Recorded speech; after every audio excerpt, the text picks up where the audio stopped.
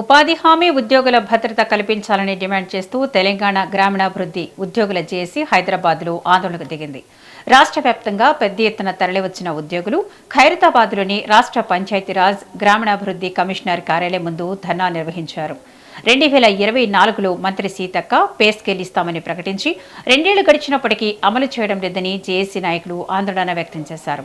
వివిధ కేటగిరీలలో సుమారు 4000 మంది ఉద్యోగులు గత 20 ఏళ్లుగా గ్రామీణ ప్రాంతాల క్షేత్రస్థాయిలో పనిచేస్తూ రాష్ట్రంలోనే పంచాయతీరాజ్ శాఖను 2వ స్థానంలో నిలబెట్టినట్లు తెలిపారు. గ్రామాలలో కూలీలకు పని కల్పిస్తున్న తమను అధికారులు శ్రమ దోపిడీ చేస్తున్నారని ఆవేదన వ్యక్తం చేశారు.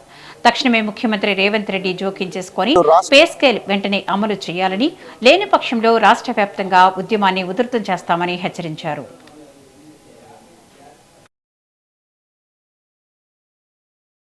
రాష్ట్రంలో ఉన్నటువంటి ఉపాధి హామీ ఉద్యోగులు, బీబీజీ రామ్జీ ఉద్యోగులు ఇక్కడికి కమిషనర్ కార్యాలయం ఖైరతాబాద్ హైదరాబాద్ కమిషనర్ కార్యాలయానికి వచ్చి మొర వినిపించుకోవడానికి ఇక్కడికి రావడం జరిగింది.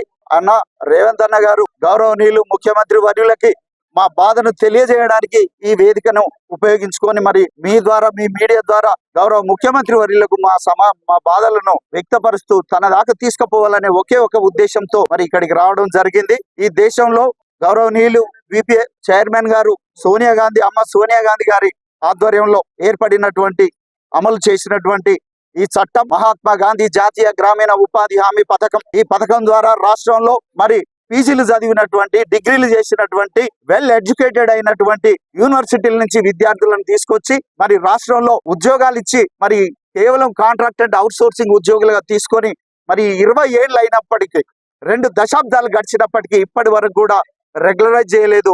అదే విధంగా పే స్కేల్ ఇవ్వలేదు. మరి రాష్ట్రంలో ఉన్నటువంటి అనేక రకాల మౌలిక వస్తువులు గ్రామీణ ప్రాంతంలో అందించడానికి ఉపాధి హామీ ఉద్యోగులు పెద్ద ఎత్తున పనిచేస్తా ఉన్నారు. రాష్ట్రానికి సగటున ప్రతి సంవత్సరం 5,000 కోట్ల రూపాయల అదనపు ఆదాయం ఈ రాష్ట్రానికి వస్తున్నది అంటే అది ఉపాధి హామీ ఉద్యోగులు కష్టపడి పనిచేయడం వల్ల